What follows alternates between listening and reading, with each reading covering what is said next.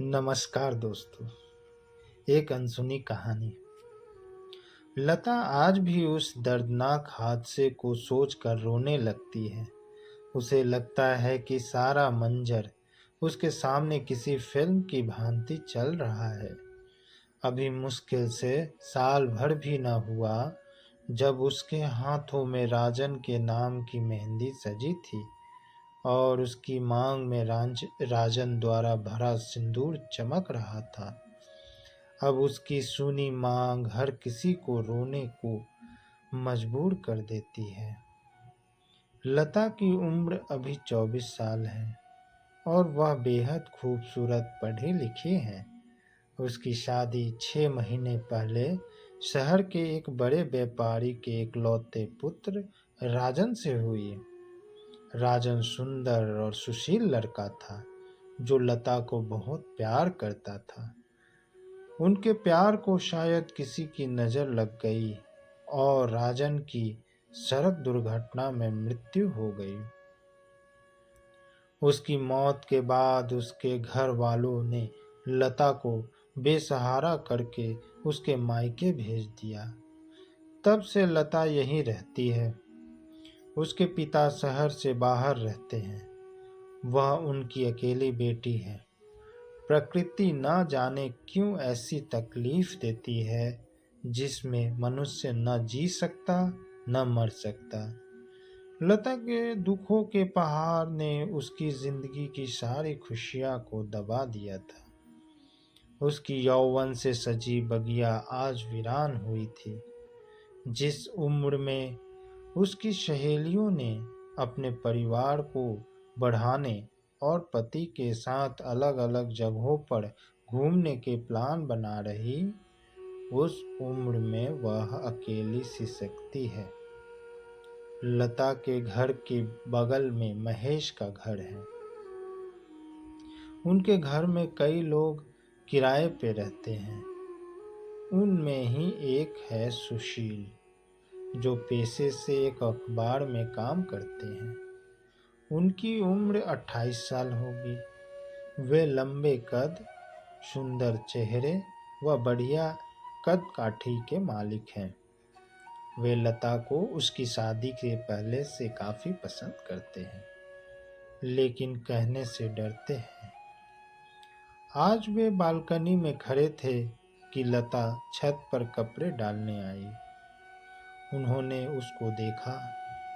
उसको देखते ही उनको अपने प्रेम की अनुभूति फिर से उमड़ पड़ी। लता का सफेद बदन धूप में चमक रहा था। उसके लंबे कमर तक के बाल अपनी लटों में किसी को उलझाने के लिए पर्याप्त थे। उसका यौवन किसी भी को आकर्षित करने में महारथी था। सुशील उसको देखता रहा। एक दिन उसको लता बाजार में मिली। उसने कहा, लता, मुझे तुमसे कुछ बात करनी है। लता ने कहा, बोलो सुशील। दोनों एक दूसरे को अच्छे से जानते थे। कोई पहली बार नहीं था कि वह उससे बात कर रही थी। एक दोस्त के नजरिए से दोनों अक्सर बात किया करते थे। सुशील ने कहा, कहीं बैठकर बातें करें। दोनों बगल के पार्क में चले गए। लता ने कहा, बोलो सुशील। सुशील ने कहा, लता, सच कहूँ, मुझसे तुम्हारा दुख देखा नहीं जाता। मैं शुरुआत के दिनों से ही तुम्हें बहुत पसंद करता हूँ। मैंने न जाने कितने सपनों में तुम्हें अपने पत्नी के रूप में स्वीकार किया, लेकिन मेरी इच्छा तुम्हें पाने की असफल रह गई। तुम अकेली कब तक ऐसे दर्द को सहते रहोगी? तुम्हारी भी उम्र है और यह फासला बहुत बड़ा है जिसे अकेले काटना मुश्किल हो जाएगा। अगर तुम चाहो, मैं तुम्हारे साथ इस उम्र के सफर में चलना चाहता हूँ। लता सारी बातें सुनकर चौंक गई, लेकिन अंदर ही अंदर उसके मन में कहीं न कहीं ये बातें बैठ भी गई थी। उसके आंखों में अश्रु की धारा अनवरत गिरने लगी। सुशील ने बड़े प्यार से उसे अपने रुमाल से पोंछा और कहा, तुम सोच समझ कर बताना, मैं इंतजार करूंगा तुम्हारे जवाब का। उसके बाद लता घर आई और उसने इस विषय में काफी सोचा। उसको उसकी उम्र काटने की बातें घर कर गई थी, लेकिन उसके हृदय में अभी राजन का चेहरा बसा था। लेकिन कहते हैं ना कि वक्त बड़ा बलवान होता है, जो दिल से लोगों को निकाल भी फेंकता है और किसी अनजान को बसा भी देता है। लता लगभग 1 महीने न सुशील को दिखी न मिली। एक दिन उसके घर की घंटी बजी और जब उसने दरवाजा खोला तो सामने सुशील खड़ा था। उसने कहा, अंदर आने को नहीं कहोगी? लता ने उसे अंदर बुलाया और फिर चाय के लिए पूछा, लेकिन सुशील ने मना कर दिया।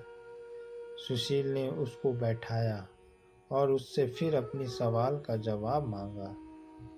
लता ने कहा, सुशील, मुझे तुम्हारी बातों ने बहुत प्रभावित किया, परंतु एक विधवा से शादी करना क्या तुम्हारे घर वाले स्वीकार करेंगे?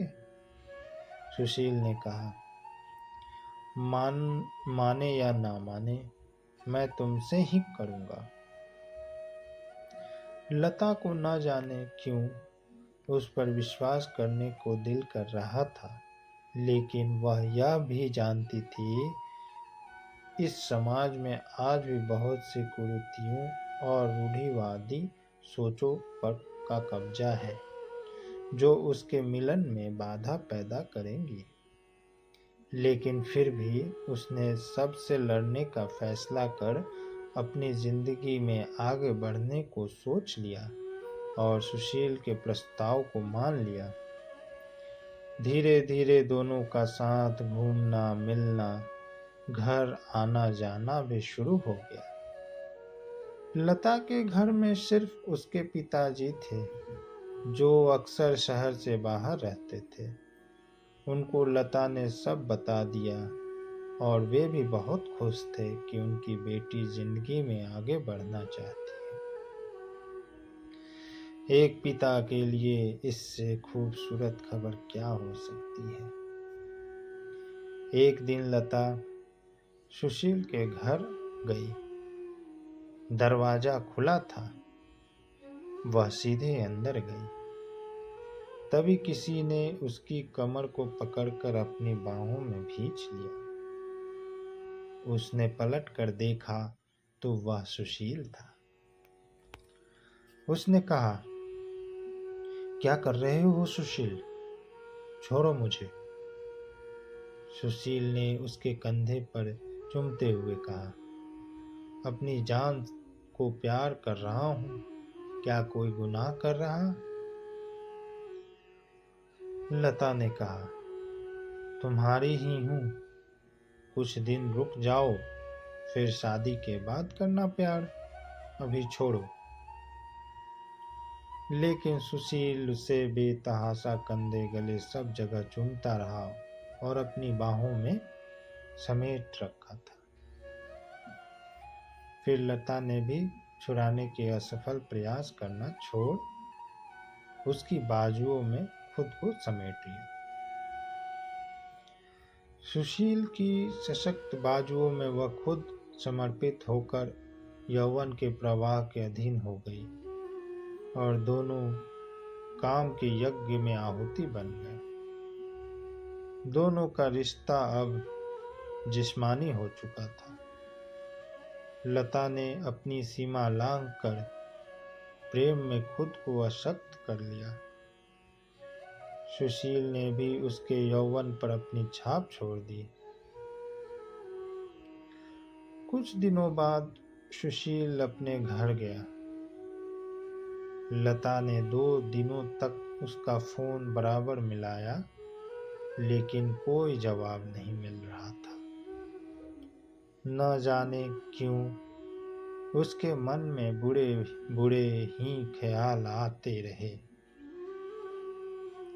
उसका मन अंदर ही अंदर किसी अनहोनी को ही सामने ला रहा था, परंतु उसे यकीन था समय हर बार ऐसे खेल नहीं खेल सकता।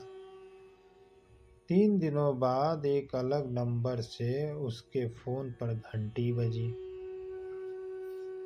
उसने टपाक से फोन उठाया और बोली, हेलो, कौन?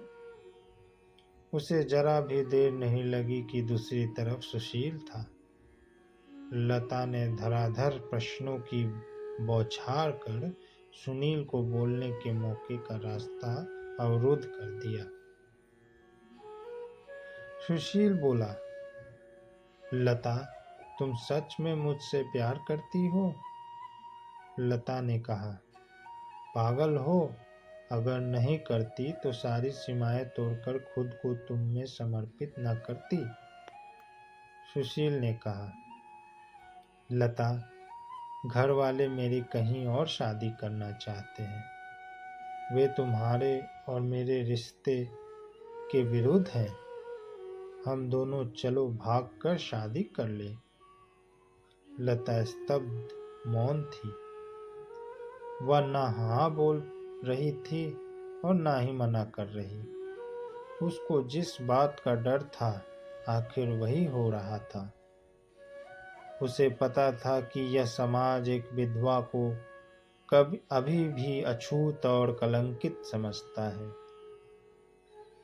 उसने फोन रख दिया और फूट फूट कर रोने लगी, मानो सालों पहले बीता वही मंजर जिसे वह भुला चुकी थी फिर से आ गया हो। अगले दिन सुबह उसके दरवाजे पे दस्तक हुई और उसने दरवाजा खोला। सामने सुशील खड़ा था। उसके कंधे पर एक बैग लटक रहा था। उसने तुरंत उसका हाथ पकड़ लिया और कहा, लता, चलो, हम अभी शादी करते हैं। लता ने कहा, अभी? ऐसे? क्या हुआ?